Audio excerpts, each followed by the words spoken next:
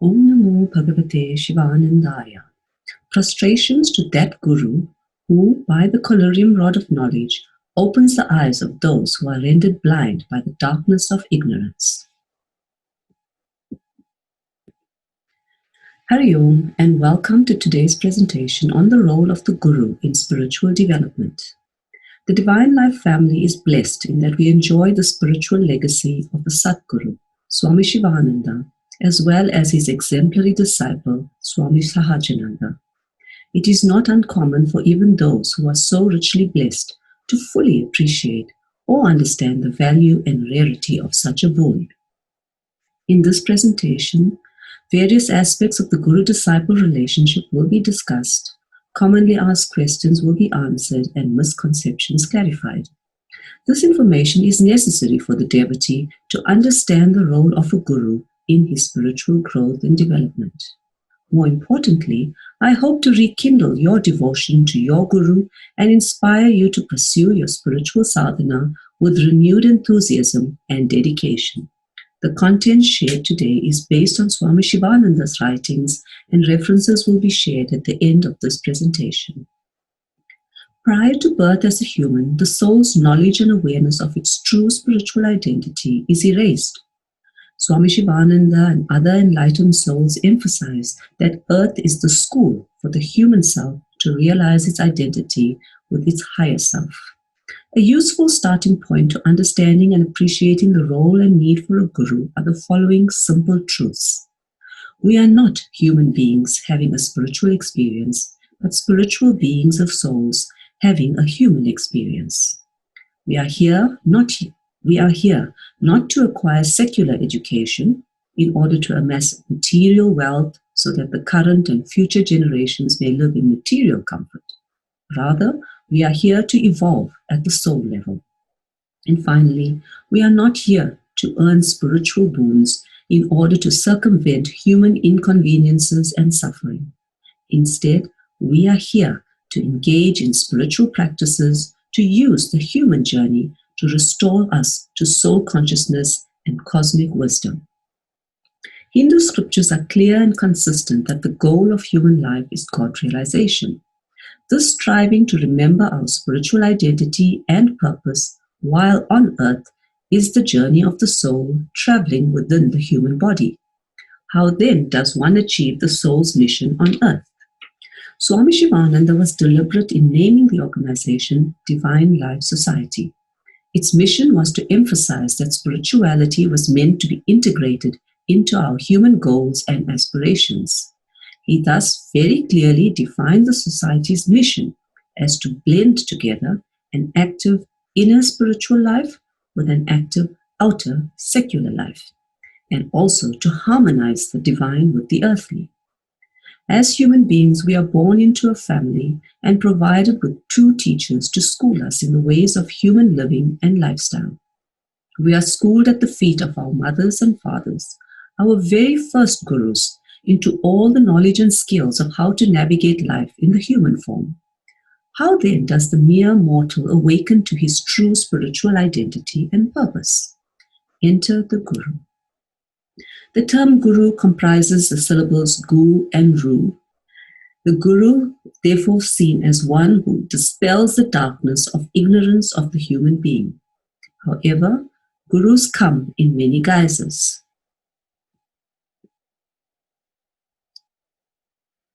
Man has a twofold duty here on earth, to preserve his life and to realize his higher self. To preserve his life, he has to learn to work for his daily bread. To realize his higher self, he has to serve, love, and meditate. The Guru who teaches him the knowledge of worldly arts is the Shiksha Guru. The Guru who shows him the path of realization is the Diksha Guru. Shiksha Gurus can be many as the things man wishes to learn. Diksha Guru can be only one, the one who leads man to moksha. Just as a newborn needs its parents until she achieves autonomy, for a beginner on the spiritual path, a Diksha Guru is necessary. Swami Shivananda writes that just as you need a burning candle to light a candle, so too can an illumined soul enlighten another soul. Satsang, or association with the Guru, is an armor and fortress to guard you against all temptations and unfavorable forces of the material world. Swami Shivananda emphasized that a spiritual neophyte must have a personal Guru first. He cannot have God as Guru to begin with. He also must have a pure mind, ethical perfection, be intensely virtuous, and be above body consciousness. Then alone can he have God as Guru. Even Lord Rama and Lord Krishna had Gurus. What then are the characteristics of a real Guru? A real Guru is one who has full knowledge of the self and the Vedas. He must be able to dispel the doubts of aspirants, have equal vision and balanced mind. He must be free from egoism, anger, lust, greed, pride, and be an ocean of mercy. In his mere presence, one should get shanti and elevation of mind. He should have an exemplary character and be full of joy and bliss. Now, mere study of books cannot make one a guru. Only one who has studied the Vedas and who has direct knowledge of Atman through anubhav or experience can be enrolled as a guru. The Jivan Mukta, or a liberated sage, is the real guru or spiritual preceptor. He is the Satguru. He is identical with Brahman or the Supreme Self. He is a knower of Brahman. While aspirants are often attracted to those claiming to have special powers, the possession of siddhis is not the test to declare the greatness of a sage or to prove he has attained self-realization. Satgurus do not exhibit any miracles or siddhis. The Satguru is Brahman himself. He is an ocean of bliss, knowledge and mercy, the captain of your soul, the fountain of joy, who removes all your troubles, sorrows and obstacles. He shows you the right divine path by tearing your veil of ignorance, transmuting your lower diabolical nature and making you immortal and divine. He gives you the rope of knowledge and saves you when you are drowning in this ocean of samsara. However, Swami Shivananda warns, do not consider him to be only a man. Swami Shivananda also cautioned against yogic charlatans posing as gurus, describing them as black sheep who are infectious parasites and a burden on society, who are a menace to the country and who are vultures that prey upon the resources of the ignorant and the credulous. The man whom you select as your guru should be of an exemplary and spotless character and should not be a householder. Gurudev also disliked commercial gurudom and the actions of hypocrites who pose for gurus and acharyas and move about making disciples and collecting money, wanting to establish sects or cults of their own. Rather, he advocated for the establishment of institutions with broad, universal principles and doctrines that will not at all conflict with the principles and doctrines of other religions and which should be universally accepted and followed by all. The most important method of a guru is to teach through personal example. The day-to-day conduct of the guru is a living ideal to the disciple who is observant. The life of the guru is a living sermon to the sincere disciple who, by constant contact, imbibes the virtues of his guru.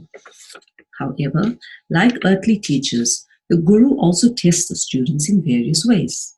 Some students misunderstand this and lose their faith in him.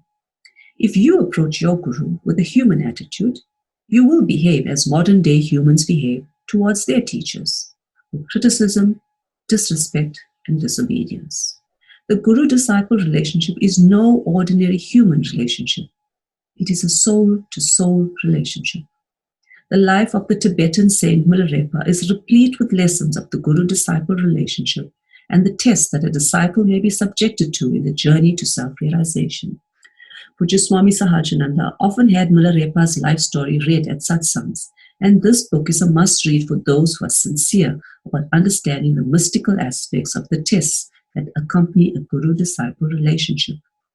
Know that the guru's responses to each disciple is informed by that individual soul's needs based on its many previous lives, not just this current human birth. So do not compare how a guru treats one disciple over another, but trust that your Guru, with his cosmic vision, knows what is best for each soul in its journey across many lifetimes. Choosing the Guru is no easy task and is not one that one can approach as an intellectual exercise. Swami Shivananda provides the following advice.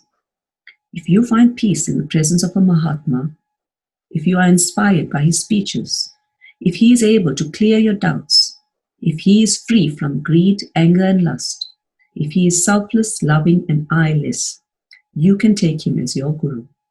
He who is sympathetic in your sadhana, who does not disturb your beliefs but helps you on from where you are. He in whose very presence you feel spiritually elevated. He is your Guru. Once you choose your Guru, implicitly follow him and God will guide you through the Guru.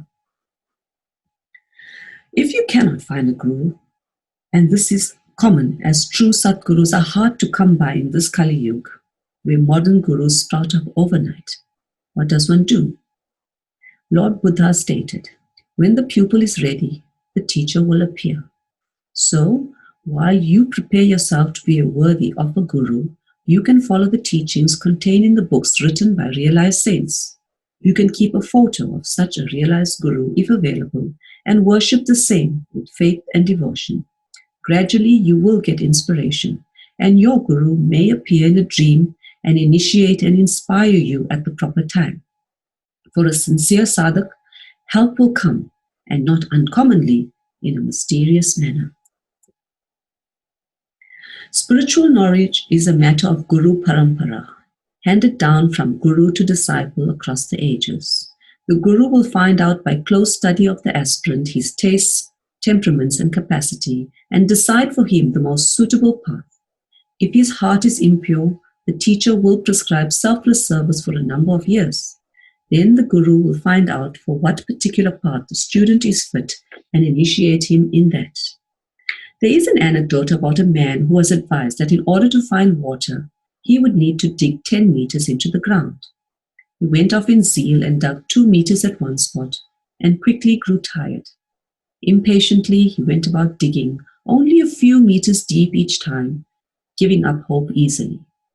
So too, if we want to truly benefit spiritually from a Guru, we need to dig deep into the depths of our soul to conquer the lessons we are here to learn. Guru shopping or Guru hopping will not lead to spiritual progress and can even lead to spiritual impoverishment, because spirituality is not a commercial commodity. Gurudev humorously conveyed his sage wisdom in writing that from a doctor you get a prescription, from 2 doctors you get consultation, from 3 doctors you get your own cremation. Even so, if you have many gurus, you will be bewildered. Stick to one Guru and follow his instructions. Listen to all, but follow one. Respect all, but adore one. Gather knowledge from all, but adopt the teachings of one master. Then you will have rapid spiritual progress. Many gurus perform formal and sometimes elaborate rituals to denote initiation. Gurudev, ever pragmatic, states in this regard, initiation does not mean reciting a mantra into another's ears. If Rama is influenced by the thoughts of Krishna, the former has got initiation already from the latter. If an aspirant treads the path of truth after studying the books written by a saint and imbibes his teachings, that saint has already become his Guru. And just as you can give an orange to a man, so also spiritual power can be transmitted by one to another. This method of transmitting spiritual powers is termed Shakti Sanchar, a hidden mystic science, where a certain spiritual vibration of the Satguru is actually transferred to the mind of the disciple whom he considers fit. The Guru can transform the disciple by a look, a touch, a thought, or a word, or by willing. Lord Jesus, through touch, transmitted his spiritual power to some of his disciples. Lord Krishna touched the blind eyes of Surdas. However, like any relationship, the Guru-disciple relationship is a two-way street. And just as the roles and responsibilities of a Guru are defined, so too are those for a disciple. A disciple is required to follow the instructions of the Guru to the letter and spirit and propagate the teachings of the Guru to less evolved souls in the path till the end of his life. A true disciple is concerned only with the divine nature of the Guru and not his actions as a man. Always remember that the nature of a saint is unfathomable. Judge him not. Measure not his divine nature with the inadequate yardstick of your ignorance. Criticize not your Guru's actions, which is done on universal vision. True discipleship opens the vision, kindles the spiritual fire, and awakens dormant faculties. Guru blesses, guides, inspires, transforms, and spiritualizes the disciple until Guru and disciple become one. However, to approach a Guru, you must have correct understanding, non-attachment to worldly objects, serenity of mind, restraint of the senses, absence of base passions, faith in the Guru, and devotion to God. The Guru will impart spiritual instructions only to that aspirant who thirsts for liberation, who duly obeys the injunctions of the Shastras, who has subdued his passions and senses, who has a calm mind, and who possesses virtuous qualities. And just as secular classrooms have all grades of learners, Gurudev identifies 4 classes of disciples. He writes that the best disciple is like petrol or aviation spirit. Even from a great distance, he will instantly react to the spark of the Guru's upadesh or instruction. The second class of disciple is like camphor. A touch awakens his inner spirit and kindles a fire of spirituality in him. The third class of disciple is like coal. The Guru has to take great pains in order to awaken the spirit in him. And the fourth class of disciple is like a plantain stem. No efforts will have any effect on him. Whatever the Guru may do, he remains cold and inert. Swami Sahajananda humorously referred to these devotees as practicing Yale lock sadhana. Gurudev uses this beautiful analogy to illustrate the Guru-disciple relationship. 2 things are necessary for a beautifully finished idol or image. One is a perfect, faultless, good piece of marble.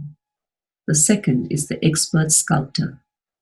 The piece of marble should but unconditionally remain in the hands of the sculptor in order to be carved and chiseled into the fine image.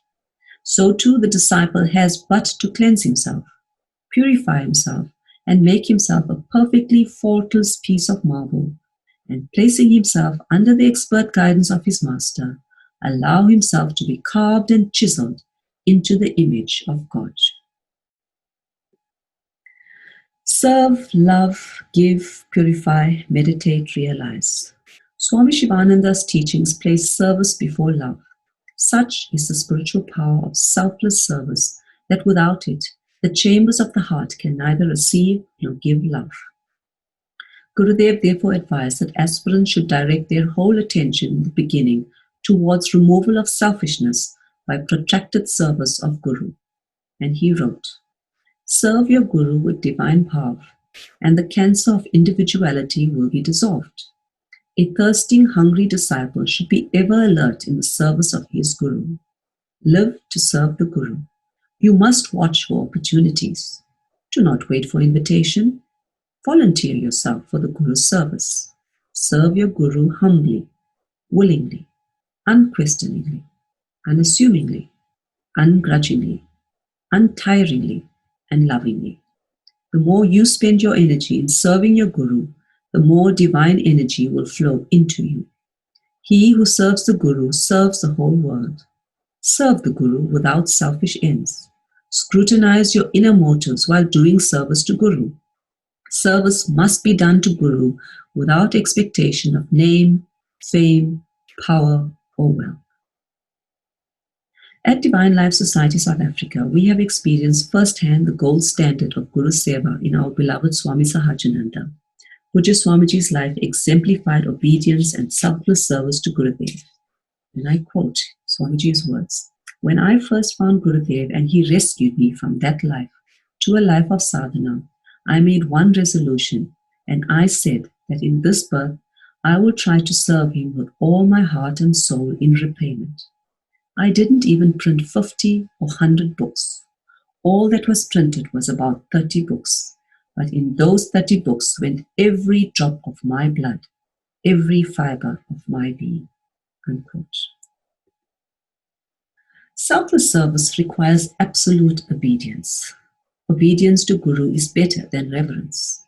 Obedience is a precious virtue because in developing this virtue, the ego, the enemy on the path of self-realization, slowly gets rooted out. Only the disciple who obeys his Guru can have command over his lower self.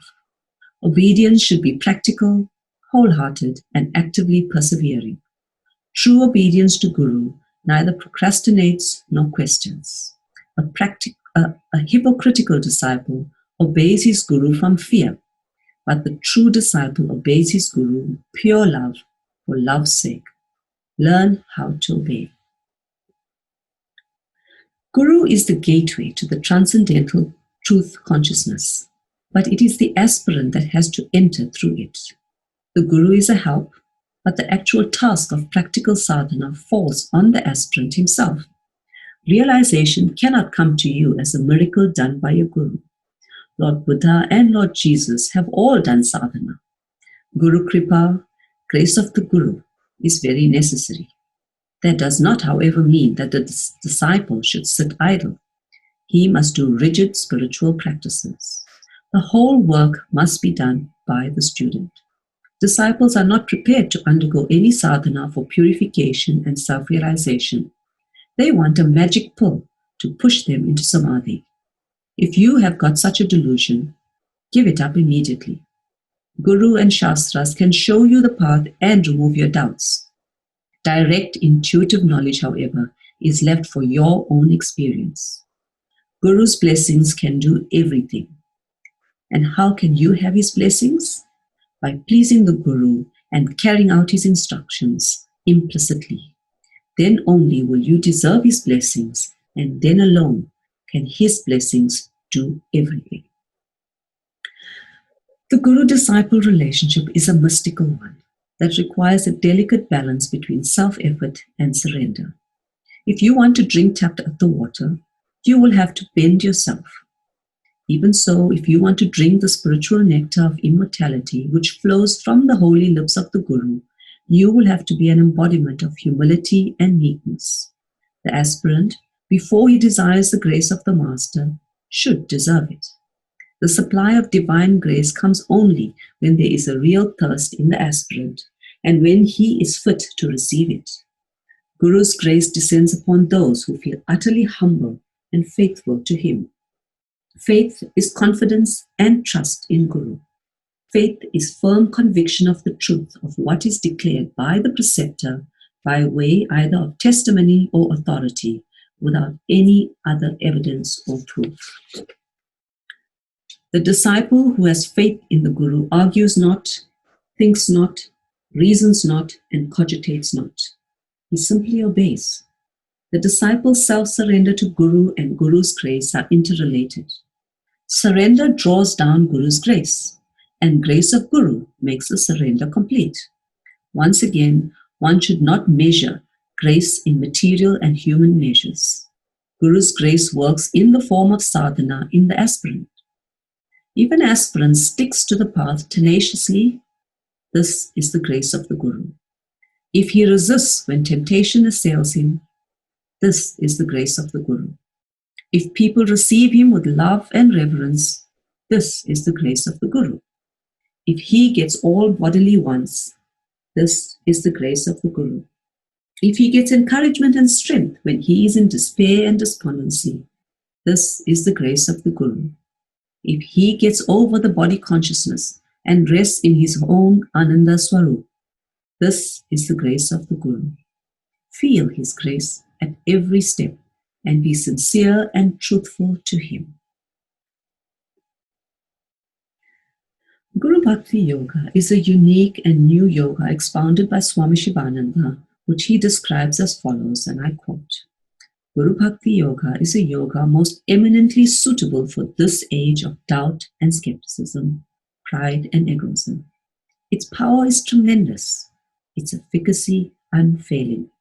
It is the yoga par excellence for this age, which makes God appear here before you in flesh and blood and move with you in this very life.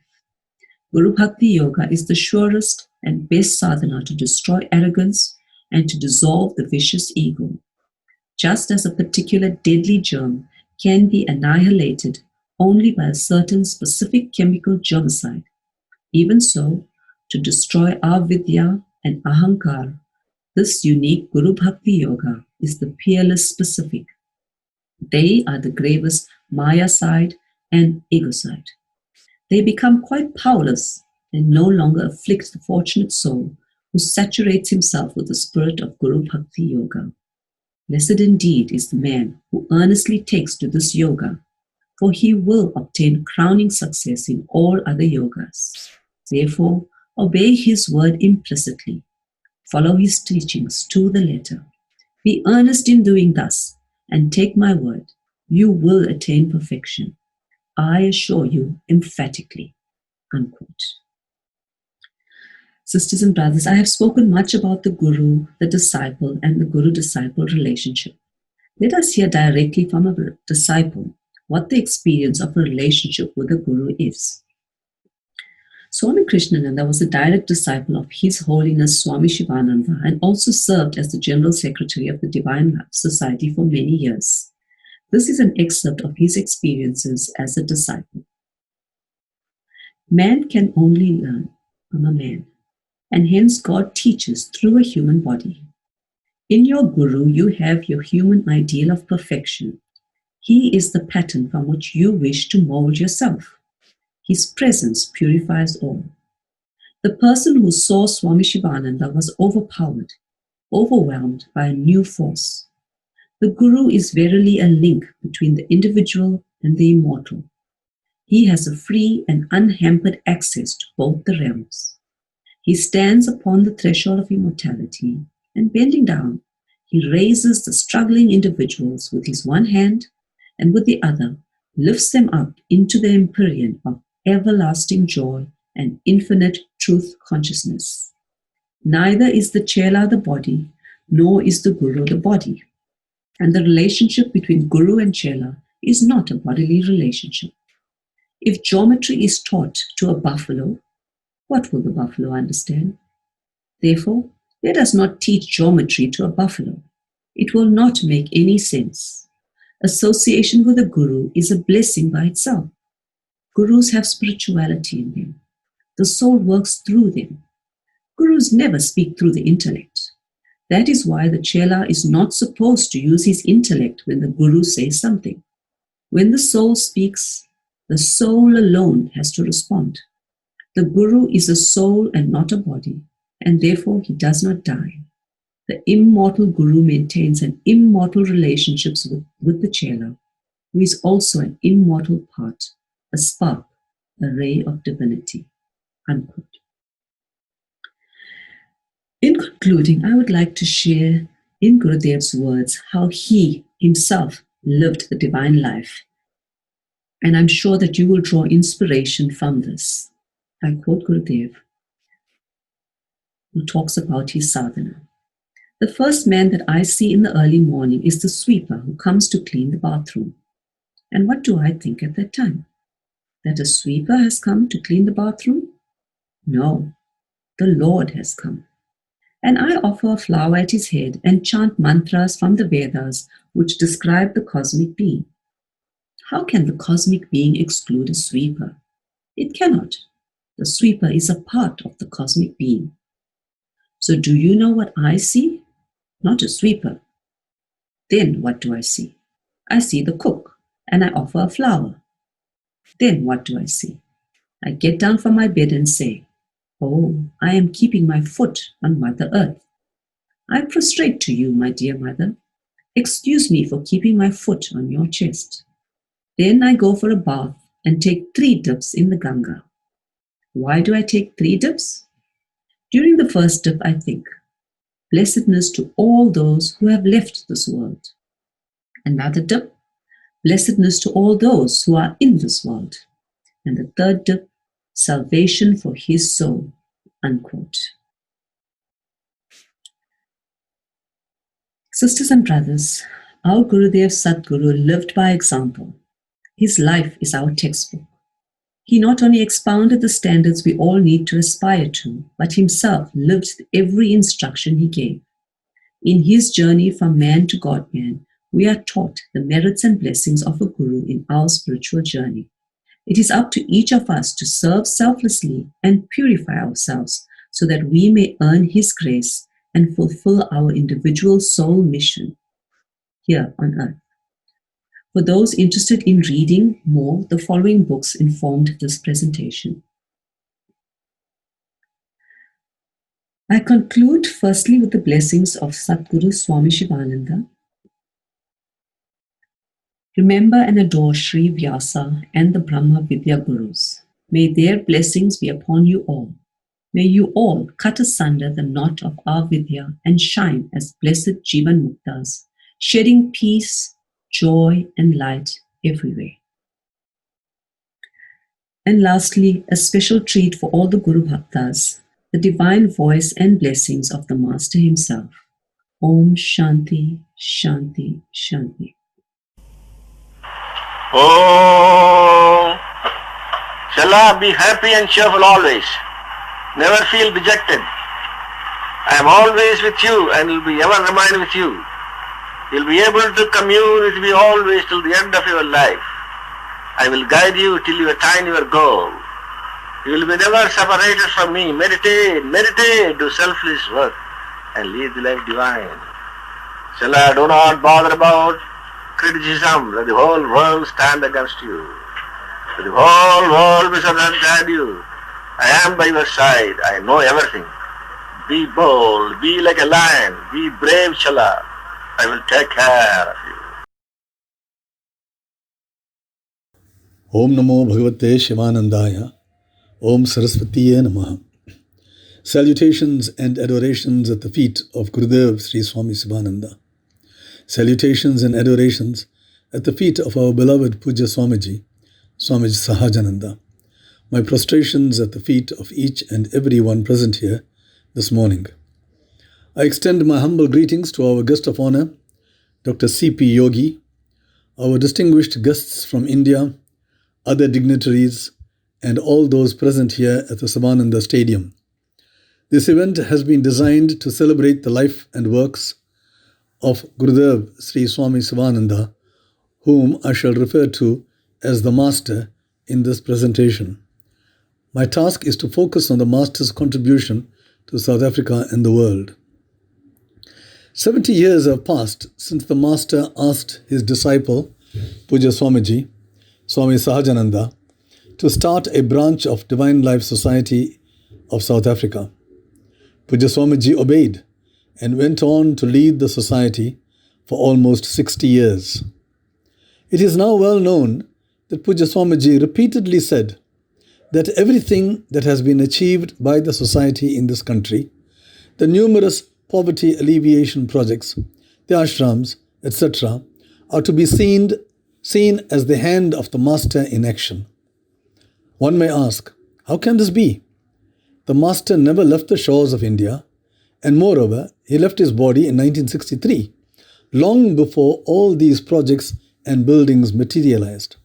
So what does Swamiji mean when he says that the Master did everything? It doesn't make sense. Nonetheless, most people attribute these works to Puja Swamiji and admire Swamiji's humility in claiming nothing for himself.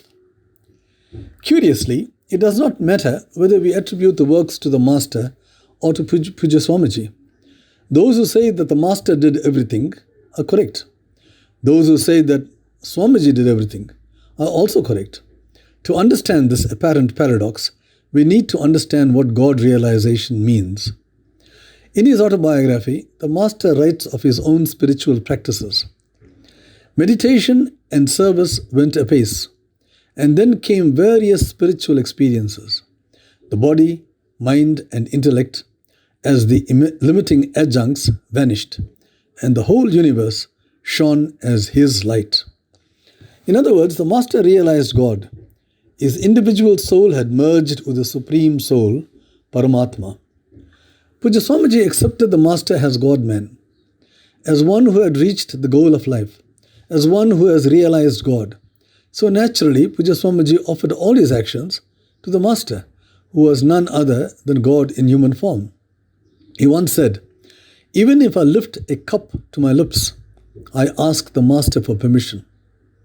He used to say, "Gurudev told me." The Master himself told a South African devotee, "Tell Swami Sahajananda that I am working through him." Many of us paid little attention to these revelations. Only much later did we come to know that everything, and I mean everything, that Swamiji did or said came directly from the Master. Through faith, application, and tenacity, Swamiji perfected the injunction of the Gita, "Offer all actions unto me." It was total and unconditional self-surrender to the Lord.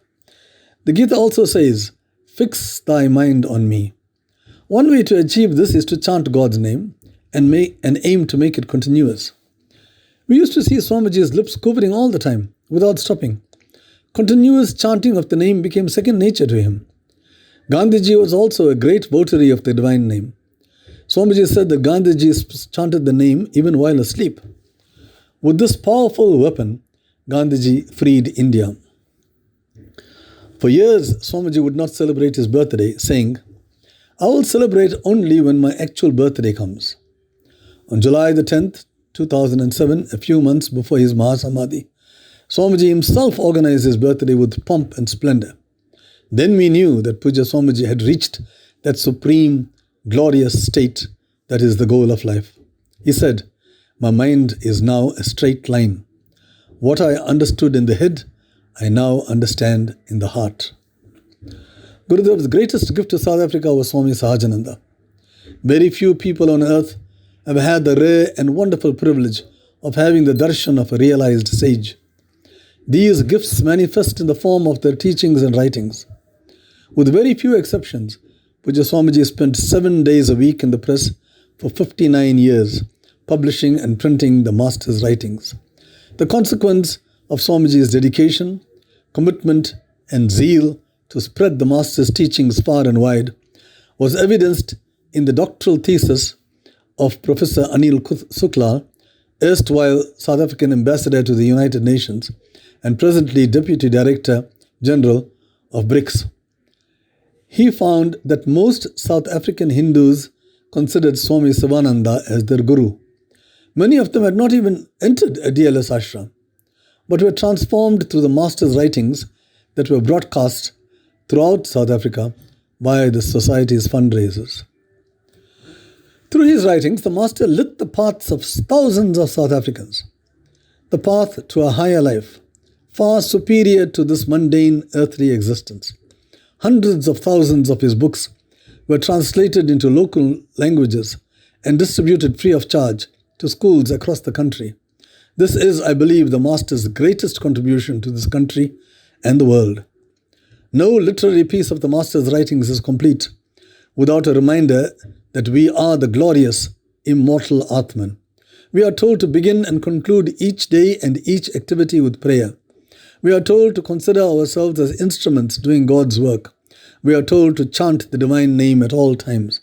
The Master wrote, "Let the clarion call of the Upanishads ring through every village, town, and city. Let the glorious chant of the divine name fill all quarters. Let virtue be implanted in every heart.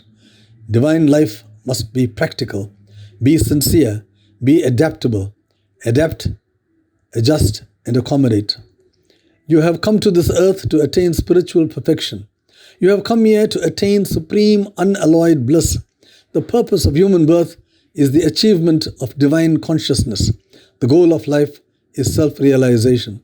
To realize this through a life of truth, purity, service, and devotion is the chief purpose of the Divine Life movement." The poverty upliftment projects the Divine Life Society is so famous for began when the Master told him from within, "God in the form of blacks is suffering in your country. Why not do something for them?" This happened in 1974. Since then, tens of thousands of blacks have benefited directly through the usage of over 500 schools, creches, clinics, sewing centers, low-cost homes, etc. that were built by the society. In 1974, the possibility of a black government didn't exist. This shows that Pujya Swamiji's motive was pure, that he did the work without expectation. Post-1994, there was no open violence against Indian South Africans. Was this not the Master's grace? For our spiritual evolution, the Master has given us ashrams, yoga camps, and countless opportunities to attend satsang. He has brought Mother Ganga to South Africa. She is present in all our ashrams. Many of you have become soldiers of Lord Hanuman by chanting the Sri Hanuman Chalisa for 41 days, 11 times a day. Please find a Divine Life Society ashram closest to you and try to attend the daily Ganga Aarti that is conducted there. We chant the Sri Hanuman Chalisa 3 times a day along with the serene Ram Bhajans. This is what we do at Ganga Aarti. Sadly, just a handful of devotees attend the spiritually charged 45-minute event. Can we not have greater reverence for Lord Hanuman, our divine protector? I make an earnest appeal to all present here this morning to try to attend as often as you can. I believe that very few people in this magnificent stadium are aware that this center is the largest spiritual center, Hindu spiritual center, in the southern hemisphere. Swamiji declared, we have the best facilities in the world for our spiritual progress. We are indeed very privileged to be beneficiaries of this great saint. Let us make the best use of this and so many of the gifts that the Master has given to this country. May the Master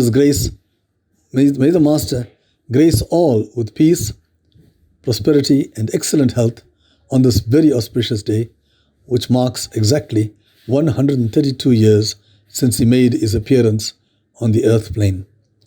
Om Shanti, Shanti, Shanti. Hari Om, dear camp participants. Thank you for tuning into our yoga camp online lessons. Please note that satsang will commence at 11 a.m. and a WhatsApp link will be sent to you shortly. Om.